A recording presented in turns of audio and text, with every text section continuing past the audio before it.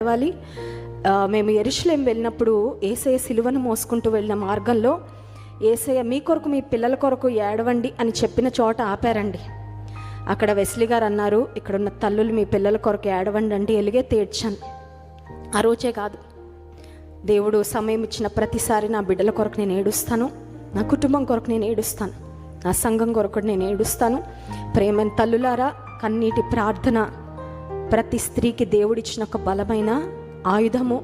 మనందరం కూడా గొప్ప ప్రార్థనా పరులుగా, మరి పట్టుదల కలిగి ప్రభు కొరకు ముందుకు సాగే వారంగా మన కుటుంబాలను ప్రభు కొరకు కట్టే కృప దేవుడు మనందరికీ దయచేయాలని కోరుకుంటూ, తల్లులు పిల్లల్ని చూసుకుంటూ, భర్తల్ని చూసుకుంటూ, అత్తమామలు చూసుకుంటూ, కుటుంబ బాధ్యతలు నిర్వర్తిస్తూ దయచేసి మీ ఆరోగ్యాన్ని మరి నెగ్లెక్ట్ చేయొద్దు. నేను జ్ఞాపకం చేయాలని ఆశపడుతున్న ప్రతి స్త్రీ ఆరోగ్యంగా ఉండాలి. మనం ఆరోగ్యంగా ఉంటేనే మన కుటుంబాలు బాగుంటాయి, మన పిల్లలు బాగుంటారు.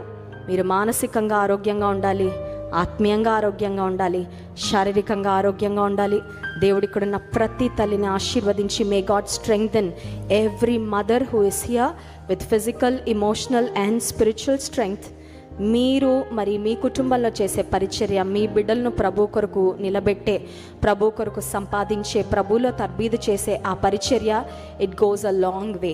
మీ తర్వాత తరాలను ప్రభావితం చేసే గొప్ప ప్రభావవంతమైన స్థానంలో, ఇన్ఫ్లుయెన్షియల్ ప్లేస్లో దేవుడు మిమ్మల్ని పెట్టారు అని జ్ఞాపకం పెట్టుకోండి.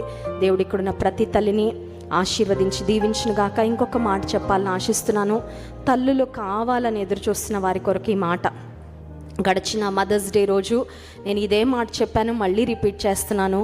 తల్లులు కావాలని ఆశపడుతూ, నాకు పీసీఓడి ప్రాబ్లం ఉంది, నాకు థైరాయిడ్ ప్రాబ్లం ఉంది, నాకు ఒబిసిటీ ఉంది, లేకపోతే డాక్టర్స్ రిపోర్ట్స్ ఇలా చెప్తున్నాయి, నేను కన్సీవ్ కాలేనని అన్న నిరాశలో ఉన్న తల్లులు దయచేసి జ్ఞాపకం పెట్టుకోండి. ప్రతి ఆదివారం దైవజనుల చేతుల్లో పిల్లల్ని చూస్తూ ఉంటే అదే ప్రూఫ్ అండి, అదే సాక్ష్యం. ఏంటంటే ఇక్కడ చేయబడుతున్న ప్రార్థనలు పరలోకానికి చేరుతున్నాయి. స్తోత్రం కలుగునుగాక. ఇక్కడ మూయబడిన అనేక గర్భాలు క్రైస్ట్ వర్షిప్ సెంటర్లో తెరవబడుతున్నాయి.